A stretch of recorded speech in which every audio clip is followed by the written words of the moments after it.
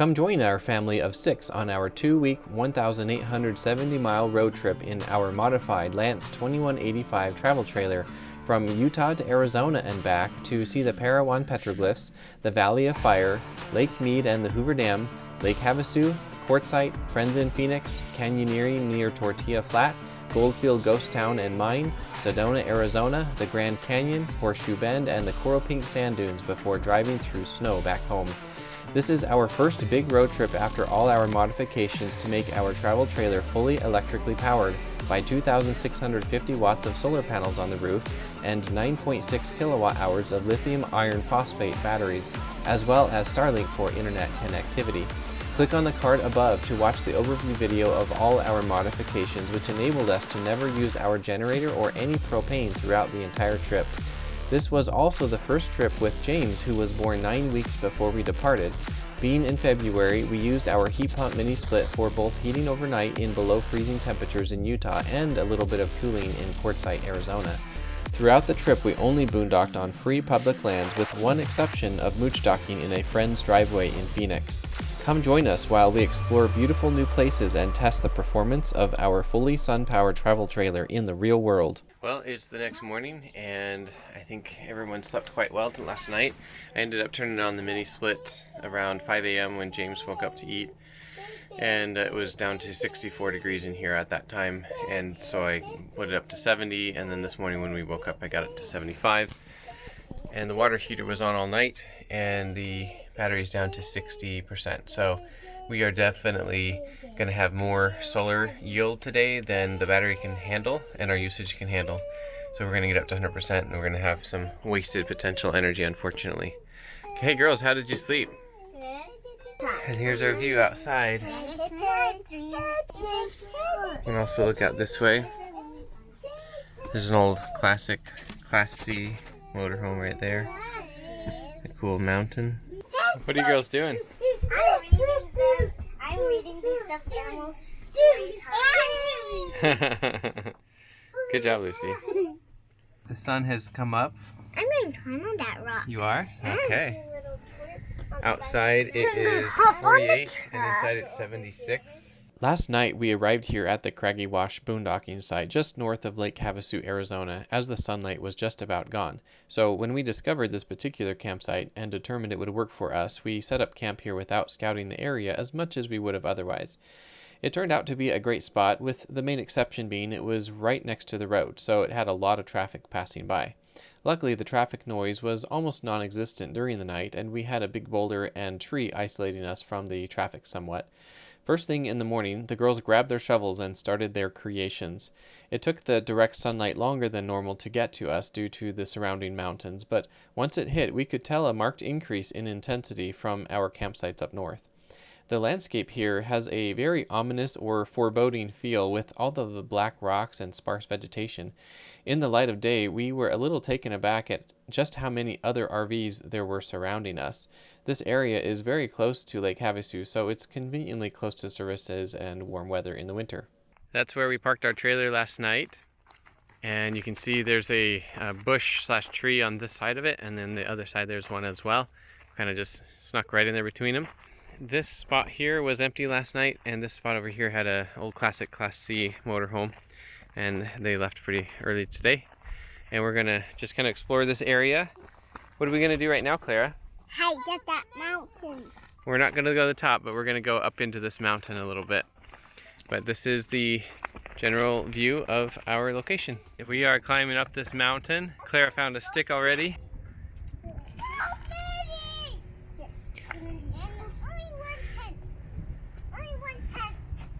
We are climbing up this mountainside, and this is the view. A lot of RVs. So much RVs.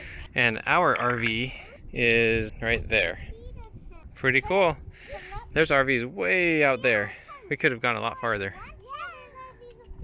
And there was a lot of people earlier in the valley around this corner. I'm pretty happy with our spot, except that it is like right next to the thoroughfare, but we got here right at sunset, so we were not being picky. And then run up that rock. Yeah. Hi. Hi. It's a pretty cool place, huh, girls? No comment. We're going to go on a little family hike adventure.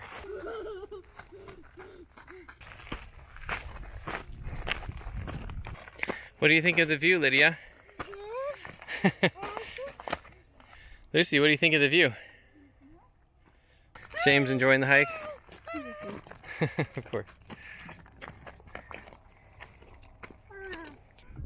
We got the whole family up to the halfway up the side of this mountain. The trailer is right there. We're gonna keep going up there to the top. And we got to the top. Well, it has gotten hot here. We outside are at, well, it shows 68 degrees in the shade, but it's definitely much hotter in the sun. And the trailer was up in the 80s and is now at 75. I turned on the mini split, and this is the first time we've used it in cool mode because we installed it in December, like right at right after Christmas. And so it feels quite nice, and it's blowing a lot of cold air. And then coming over here, looking at the energy consumption, it looks like it's pulling around 500 watts. Right now we're getting almost 1700 watts of solar, and the battery is at 83%. So we're definitely going to be losing out on a lot of potential energy today because of our battery being full. And that includes using the induction cooktop, and right now I'm using the microwave. You can see the power is going to drop down there in a second. And this morning we made pancakes and used a lot of power for that. Yet we are still maxing out, or our battery's going to be filling up. It is 1:33 p.m. and the battery is up to 89%. We're getting 1600 watts from the solar. And we're going to take off and go doing a biking adventure. All right, we're leaving this BLM area. There is Lake Havasu in the distance, and Havasu City is where we're going to next. We are currently in the Walmart parking lot at Lake Havasu. Jessica's inside with the girls getting some food.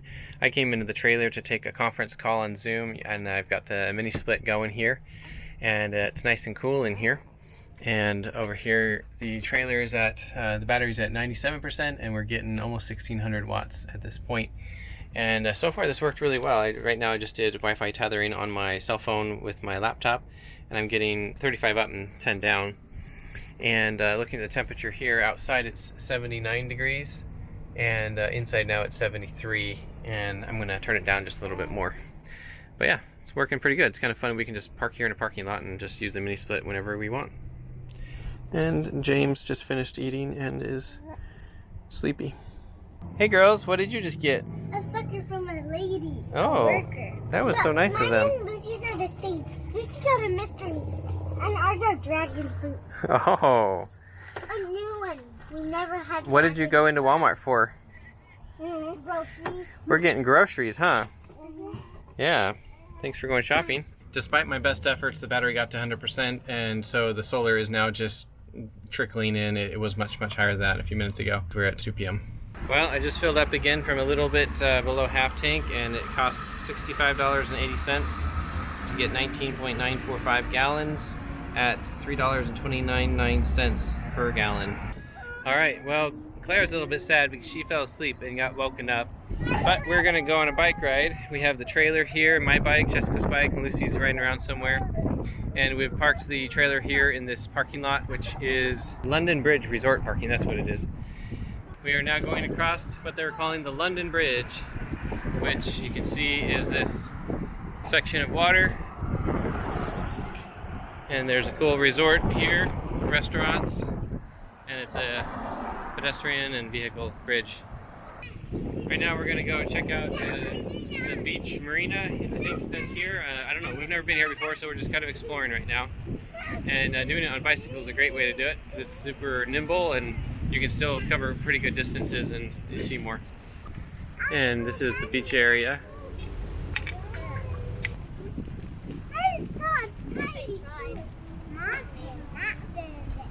Here's the London Bridge from the underside, or side of it anyway. And then along the side here is some cool boats and shops and restaurants. And then we have got some ducks and kayakers, etc. Pretty cool place. We are back from the bike ride. What did you think of that, Lucy? Thumbs up from Lucy. Actually, what did you think of it, Lydia and Clara? Actually, this. Why is that? Because I fell down. Oh, that's right. This. Oh, owie on the knee. All right, well, we're gonna drive for an hour and a half and we're gonna go to Quartzsite, Arizona. We then drove through Lake Havasu, which has some very striking scenery, and then we drove about 88 miles south, or about a 2-hour drive, down to Quartzsite, Arizona. Sun is setting. We're gonna be there in 12 minutes. It's gonna be a race against the light again. We're cutting it close. We are now in this town of Quartzsite, and there are so many RV services around here and just RVs parked everywhere. It definitely is the RV mecca that I thought it probably was and that I've heard it is. That's what I was kind of curious about and wanted to come here. We're about to pass the interstate, I think it's I-10, and we'll be getting to the other side and then we'll find a campsite pretty soon, hopefully. There are RVs everywhere.